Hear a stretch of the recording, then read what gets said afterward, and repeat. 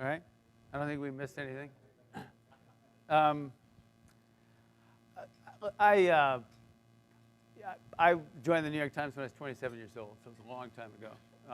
Over the years, I was, Karen said, I was foreign correspondent for a decade, Tokyo, Manila, London, bunches of places in between. I've written magazine pieces on everything from being out with the New People's Army, the Communist guerrillas in the Philippines, to female impersonators in Kabuki, the Onagata. Filled in for Bill Sapphire in the language column when we had one of those. Met a guy in Peshawar in the mid-'80s named Osama bin Laden, who was, at the time, this is, of course, when the Russians had Afghanistan, and we were there. I was there filling in for somebody who was ill out of India, and they were forming a provisional government, in theory at least, to go back in, and the various representatives were either regional representatives or warlords, depending on your point of view. And bin Laden was, of course, was just on the side as the money guy, a tall Saudi who spoke English. I had no idea who he was going to be or what he became. But in the last, really since the 1990s, when I came back from overseas and escaped management after a year or two, I basically, for more than 20 years, have been writing about technology and its, for the main part, its impact on the world. So it's my wheelhouse is technology, industry.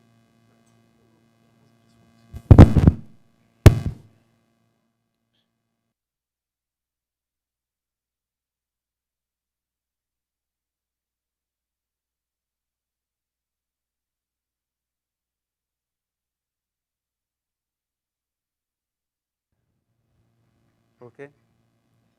Better? No? Okay, sorry. I just thought, look, this book I've written, this is the commercial portion of this program. It won't last long. But it's a continuum of kind of what I've been doing. I've been writing about the ingredients that go into what we're now calling data science and big data since long before those were watchwords that they've become.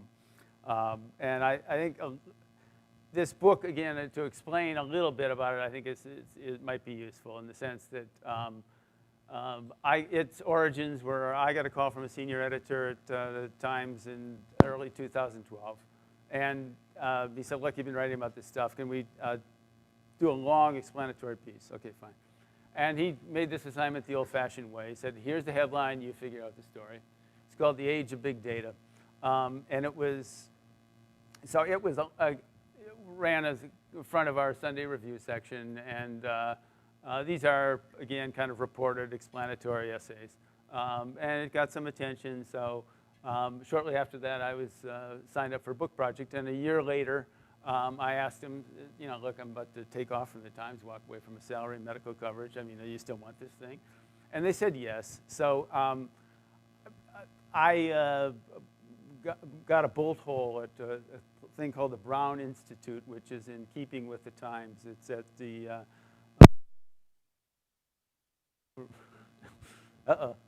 we're blowing up. It's at Columbia University. It's a combination of Columbia Graduate School of Journalism and Stanford Engineering.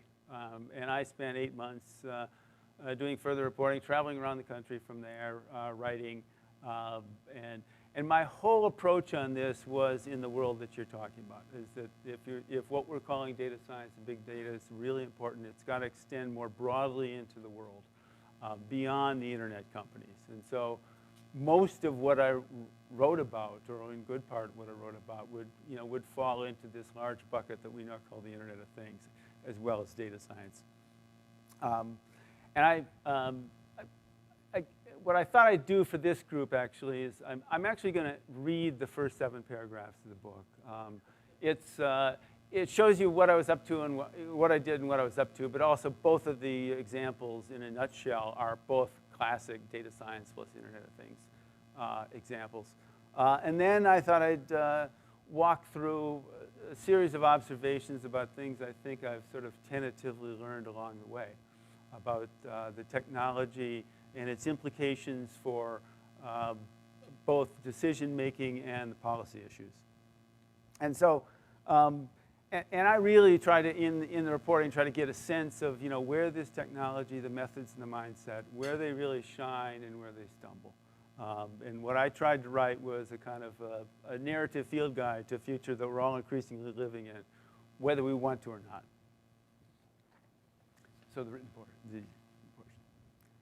Just outside Memphis, an industrial symphony of machines and humans shuttles goods to and fro.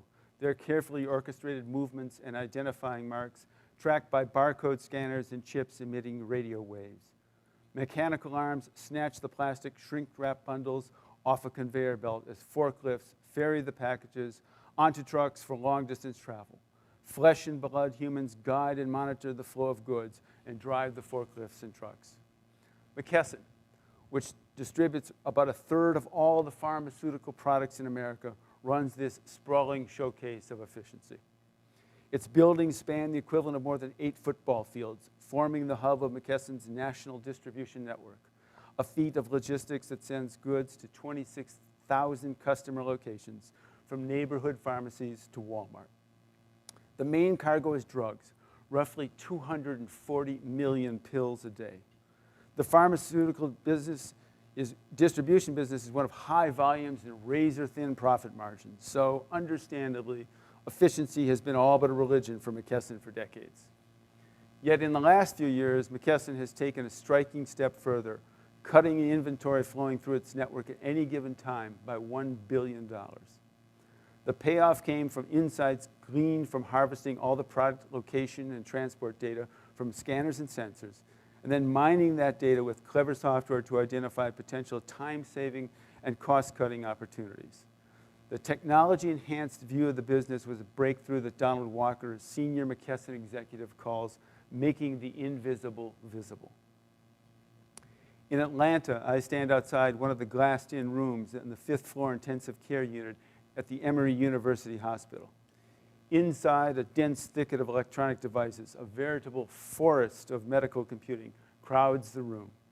A respirator, kidney machine, infusion machines pumping antibiotics and pain-killing opiates, and gadgets monitoring heart rate, breathing, blood pressure, oxygen saturation, and other vital signs.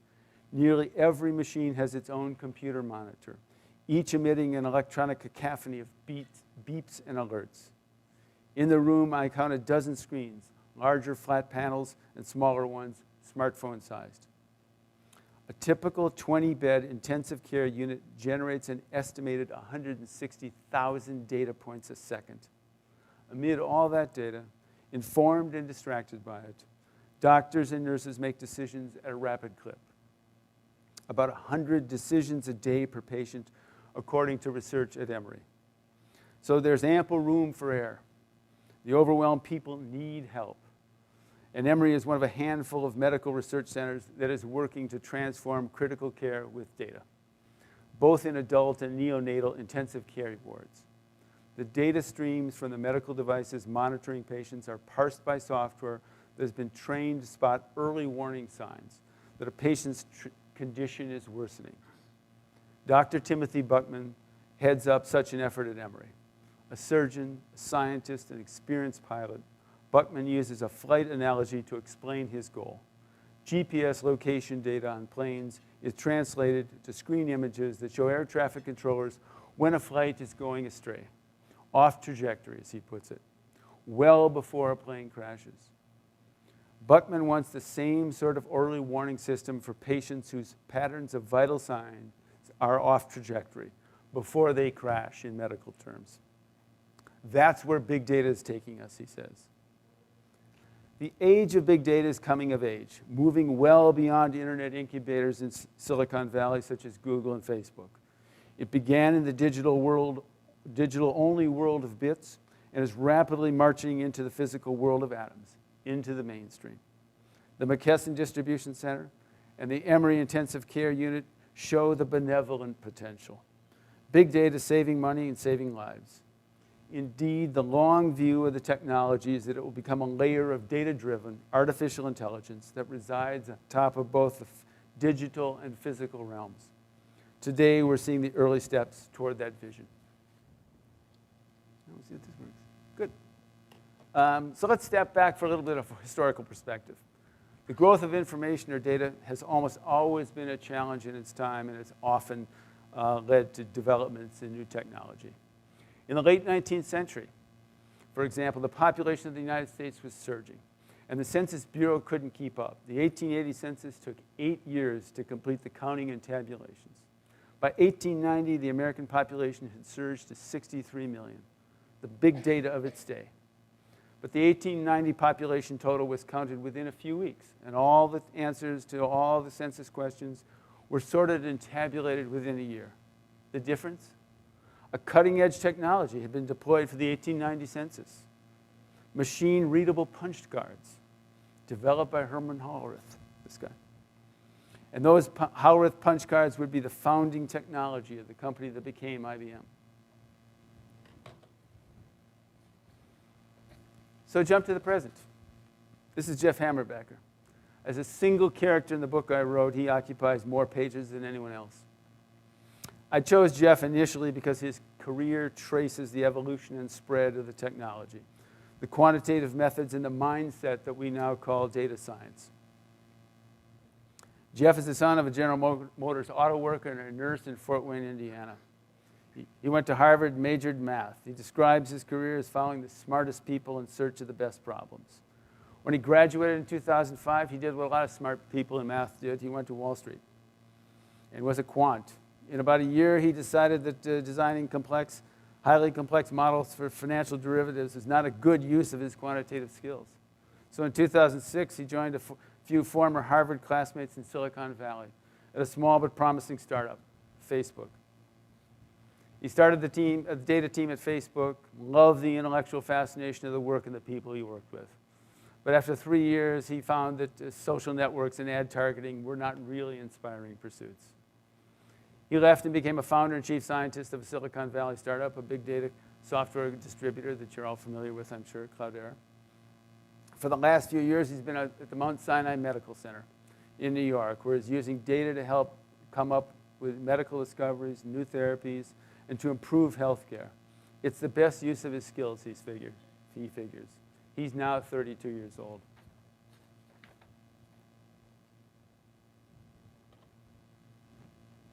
So let's define our terms. What is big data? My wife mockingly calls it big data, big data.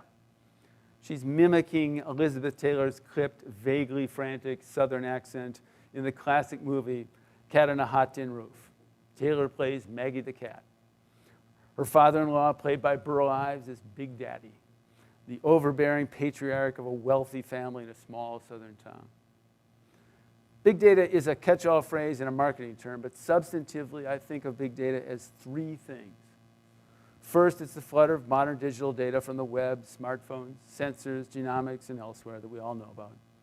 Second, it's a set of software tools, mainly machine learning, a branch of artificial intelligence, that can be used to make sense of all that data.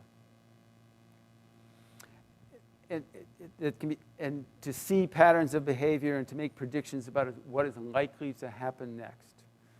And third, big data opens the door to a revolution in measurement and makes possible a different mindset or point of view about decision making. The gist is that more decisions in business, government, and everyday life can, and perhaps should, be made based on data and analysis rather than experience and intuition. And the third is the broadest implication of data science, the force that goes well beyond the technology itself. The book's title is meant to convey that broader dimension, beyond the technology. An ism suggests a philosophy or mentality, a framework for how one sees the world.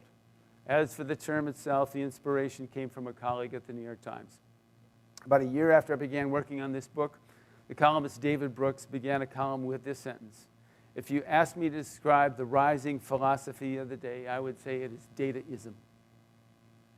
My editor at HarperCollins liked it, suggested dataism as the title of the book. It seemed apt, and that became the title. And one thing I've learned, having done this a couple of times, you have no choice over 2 things: when the book is published and the title.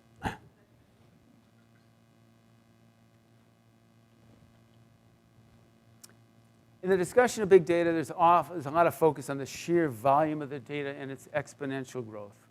The trends here are well known.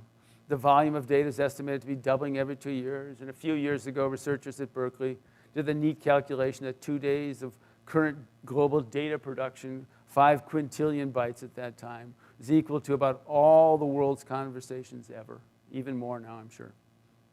But the overall numbers, of course, are inflated by the data density of modern video capture, production, and distribution on YouTube and elsewhere.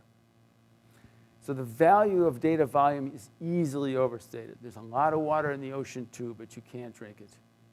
But it is the increasing variety of data, from smartphones to sensors, more than the volume, that promises to help bring a revolution in measurement. Tools of measurement can matter a lot. The microscope, for example, allowed scientists to see the mysteries of life down to the cellular level. Those discoveries transformed the fields of biology and medicine. The guy on the slide, Antony van Leeuwenhoek, is a 17th century scientist. He invented several microscopes and is considered the father of microbiology. The telescope, another example, allowed scientists to see the stars and galaxies as never before. The tool gave us modern astronomy and to some degree changed how humans think of their place in the universe. Those were technology tools in specific disciplines, biology and astronomy. The promise of the tools of data science is that they will allow people to see, sense, and act more intelligently in nearly every field: science, business, the social sciences, and policymaking.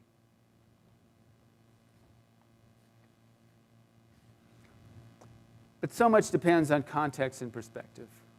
Counting, social scientists say, is political. What is measured and how is it measured? Data can always be gathered and patterns can be observed, but is the pattern significant? And are you measuring what you really want to know? Or are you measuring what is most easily measured rather than what is most meaningful? There's a natural tension between the measurement imperative and measurement myopia. 2 quotes, I think, frame the issue succinctly. The first, you can't manage what you can't measure. For this one, there appear to be twin claims of attribution, either W. Edwards Deming, the statistician and quality control expert, or Peter Drucker, the management consultant. Who said it first doesn't matter so much. It's a mantra in business and has the ring of common sense truth. The second quote is not as well known, but there's a lot of truth in it as well. Not everything that can be counted counts, and not everything that counts can be counted. Albert Einstein usually gets credit for this one, but the stronger claim of origin belongs to the sociologist William Bruce Cameron. Though again, who said it first matters far less than what it says. Big data represents the next frontier in management by measurement. The technologies of data science are here, they are improving, and they will be used. And that's a good thing in general.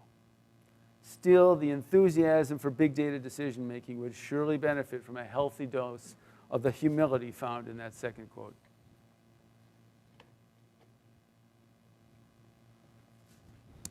The basic drift of dataism seems unassailable. Decisions of all kinds should increasingly be made based on data and analysis rather than experience and intuition. Science prevails, guesswork and rule of thumb reasoning are on the run. Who could possibly argue with that? But there is a caveat. Experience and intuition have their place. At its best, intuition is really the synthesis of vast amounts of data, but the kind of data that can't be easily distilled into numbers. I recall a couple of days spent with Steve Jobs years ago reporting a piece for the New York Times Magazine. Decisions that seemed intuitive were what Jobs called taste.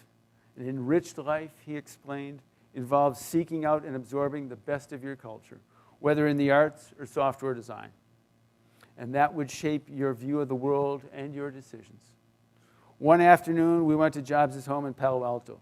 Several days earlier, he had hosted a small gathering there for Bill Clinton, who was then the president. The living room was still set up as it had been for the presidential visit, nearly empty except for a ring of wooden chairs, American craft classics. The chairs, Jobs observed, were George Nakashima originals, and then he offered a brief account of the Japanese-American woodworker's life. Nakashima had a cross-cultural blend of experience, studying architecture, traveling on a free-spirited tour of the world, and working in different cultures. His designs were original, Jobs said, because Nakashima had a distinctive sense of taste, shaped by his life experience. Steve Jobs was no quant, but he was an awesome processor of non-numerical data. Curious, self-taught, and tireless. His real talent, as Jobs himself described it, was seeing quote-unquote vectors of technology and culture, where they were headed and aligning to create markets. As a product design team leader, he was peerless. Jobs worked at making it all appear effortless, even instinctive. In early 2010, for example, Apple's iPad tablet computer had been announced but had not yet gone on sale. Jobs came to the New York Times building in Manhattan and showed off the new product to a bunch of reporters and editors at the New York Times. And one of the editors asked him a question, and he asked him how much market research had gone into the iPad. And those of us who knew Jobs pretty much knew what the answer was, but it was clear. None, he said. It's not the consumer's job to know what they want. That, he suggested, was the job of his intuition. Jobs may have been a high-tech product genius, but his intuition was not magic. It was the consequence of his experience, curiosity, and hard work.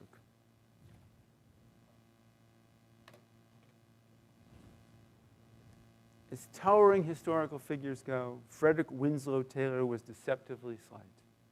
He stood 5 feet 9 and weighed about 145 pounds. But the trim mechanical engineer was an influential pioneer of data-driven decision-making, an early management consultant whose concept of, quote, scientific management was widely embraced a century ago on factory floors and well beyond.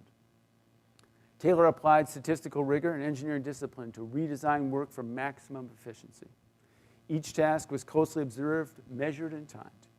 Taylor's instruments of measurement and recording were the stopwatch, clipboard, and his own eyes. The time and motion studies conducted by Taylor and his acolytes were the bedrock data of Taylorism. Viewed from the present, Taylorism is easy to dismiss as a dogmatic penchant for efficiency run amok. Such excess would become the satirical grist for Charlie Chaplin's Modern Times. But in its day, scientific management was seen as a modernizing movement, a way to rationalize work to liberate the worker from the dictates of authoritarian bosses and free the economy from price-fixing corporate trusts. Leading progressives of the day were avid proponents, including Louis Brandeis, the people's lawyer and future Supreme Court justice, and Ida Tarbell, the journalist whose investigations of the Standard Oil Trust paved the way for the breakup of the company. Taylor's Principles of Scientific Management, published in 1911, made broad claims about his brand of logical decision-making that echoed the enthusiasm we hear today for big data decision-making. Will dataism prove to be the digital age version of Taylorism? There's certainly a danger that modern data analysis is misused and abused. Taylorism was a good idea taken to excess in its single-minded pursuit of one goal, labor efficiency. Modern history is filled with examples of the myopic peril of focusing on one data measurement. Body counts in the Vietnam War, crime statistics in some police departments, and quarterly earnings in the corporate world. Essentially, people game the system to hit the desired numbers. This kind of behavior even has its own law, Campbell's Law, named after Donald Campbell, a social psychologist who studied the phenomenon. That is a pitfall for sure, but it is created not by the data, but by its misuse. Part of the promise of big data is that it opens the way to more fine-grained measurement and to a broader, more integrated look at the world. Ideally, big data technology should widen the aperture of decision-making rather than narrow it.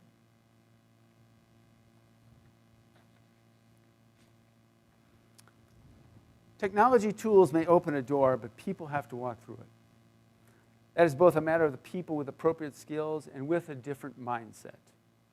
A few years ago, the McKinsey Global Institute, the research arm of the consulting firm, projected that the United States needed 140,000 to 190,000 workers with, quote, deep analytical expertise and 1.5 million more data literate managers, whether retrained or hired. The talent pool needed to create a culture of data-driven decision-making is growing. But it's not just the hardcore quants being minted at data science institutes that leading universities worldwide are setting up. We're also seeing it in the schools seeking to educate that second larger group of data literate managers. Once, students who had professional experience with computer programming were rare in business schools. But today, David Yaffe of the Harvard Business School estimates that a third of the more than 900 students there have expertise as programmers. And far more of them have undergraduate degrees in so-called STEM disciplines, science, technology, engineering, and mathematics. Yaffe calls it a, quote, extraordinary change in the talent pool. It is the managers, more than the data scientists themselves, that will be the swing vote in determining how fast data-driven decision-making takes hold. For them, it has less to do with a wizard's mastery of data than with a fundamental curiosity about data. The goal is to foster a mindset so that thinking about data becomes an intellectual first principle, the starting point of inquiry. It's a mentality that can be summed up in a question. What story does the data tell you?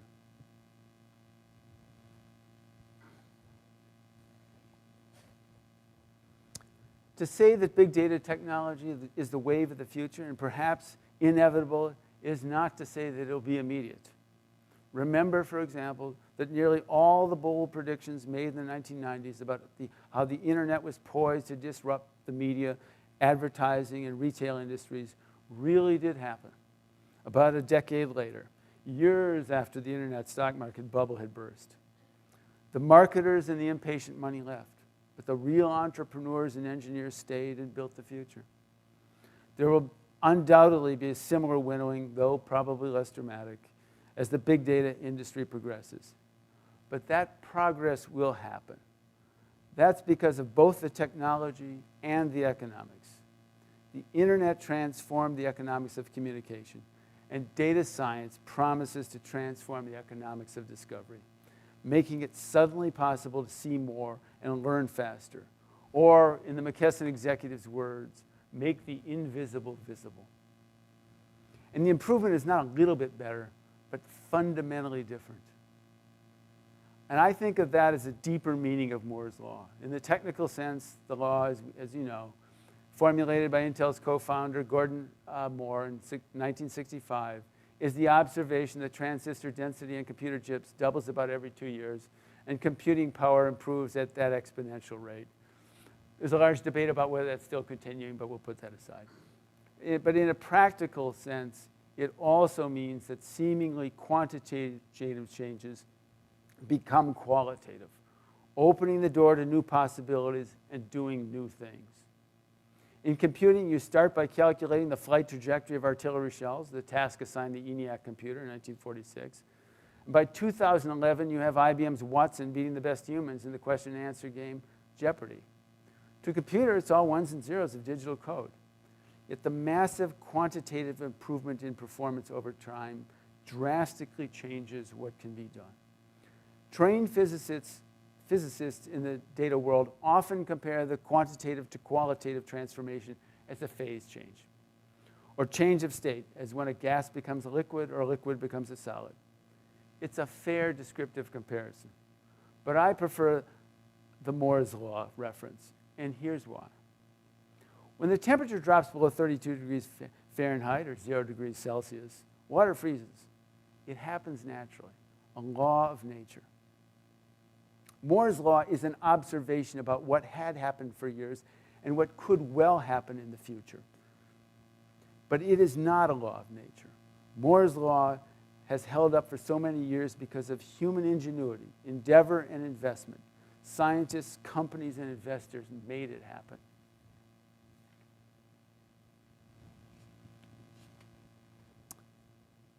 Privacy threat is real, and it's imminent.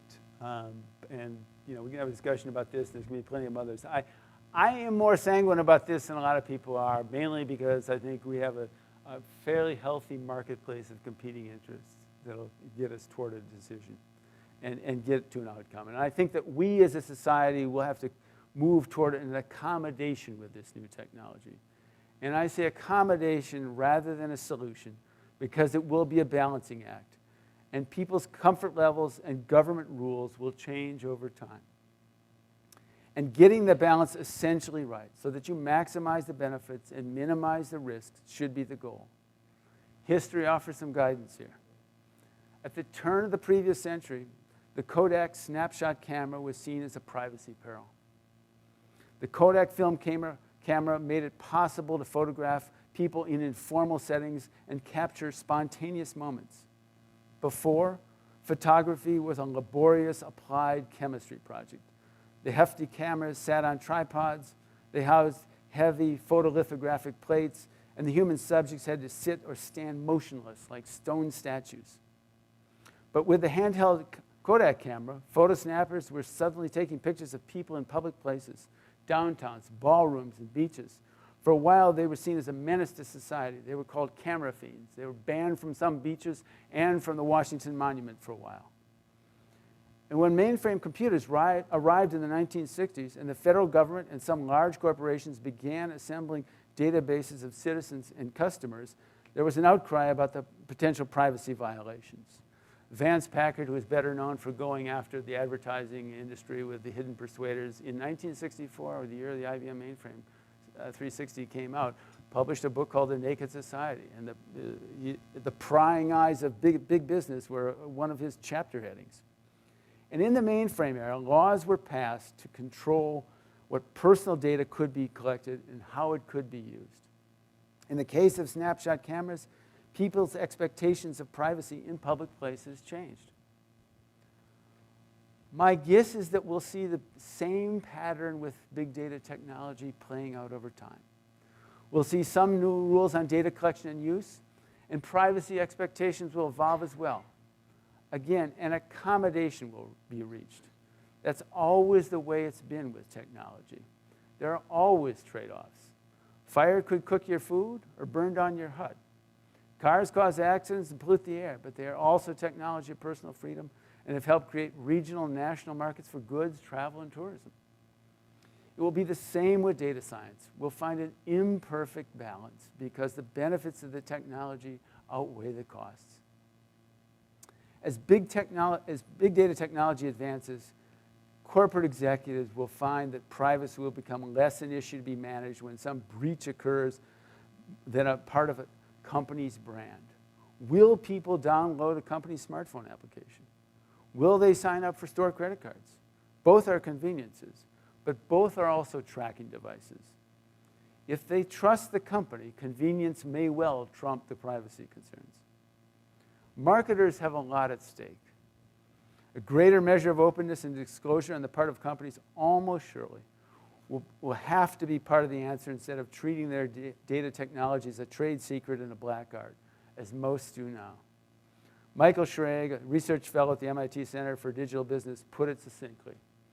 A company's algorithms and data handling practices, he says, should be, quote, both fairly transparent and transparently fair.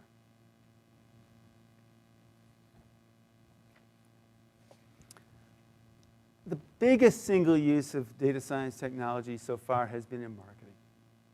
Armies of the finest minds and computer scientists have dedicated themselves to improving the odds of making a sale. Tailored marketing, targeted advertising, and personalized product recommendations. Shake your head if you like, but it's no small thing. Just look at the technology-driven shakeup in the advertising, media, and retail industries. Many data quants see marketing as a low risk and, yes, lucrative petri dish in which to hone the tools of an emerging science. As Claudia Perlich, a data scientist who works for an ad targeting startup, put it, what happens if my algorithm is wrong? Someone sees the wrong ad. What's the harm? It's not a false positive for breast cancer. But the stakes are rising as the methods and mindset of data science spread across the economy and society. Big companies and startups are beginning to use the technology in decisions like medical diagnosis, crime prevention, and loan approvals. Take consumer lending, a market with several big data startups. It amounts to a digital age twist on the most basic tenet of banking, know your customer. By harvesting data sources like social network connections or even looking at how an applicant fills out online forms, the new data lenders say they can know borrowers as never before and more accurately predict whether they will repay than they could by simply looking at a person's credit history, the standard FICO scores. The promise is more efficient loan underwriting and pricing, saving millions of people billions of dollars. But big data lending depends on software algorithms pouring through mountains of data, learning as they go. It is a highly complex automated system, and even enthusiasts have qualms. Rajiv Datte, an investor in data science lenders and a former deputy director of the Consumer Financial Protection Bureau, put it, "A decision is made about you and you have no idea why it was done. That is disquieting." For a lot of things, it really isn't important to know how automation works. People don't care about how the automatic transmission in their cars work. They just care that it does work. But in this ever-widening realm of decisions being made by data-driven artificial intelligence software, the decisions that critically affect people's lives can't be a black box. As Danny Hillis, an artificial intelligence expert, put it, the key thing that will make it work and make it acceptable to society is storytelling. Perhaps not so much literal storytelling, but more an understandable trail that explains how an automated decision is made. Hillis asks, how does it relate to us? How much of this decision is the machine and how much is human? The stakes are rising, and in these kinds of higher stakes decisions, space has to be made for human judgment to be part of the mix. Algorithms alone aren't enough. As in the past, the answer will be a socially determined combination of rules and tools. Basic rules, and yes, laws, determined by people and policymakers, and technology tools to carry out the intent of the people it serves. In the world being opened up by data science, a version of the basic principle of the partnership between humans and technology still holds. Be guided by the technology, not ruled by it. And the systems and standards you are creating have to be designed so that people have confidence that the technology is indeed more a guide than a ruler.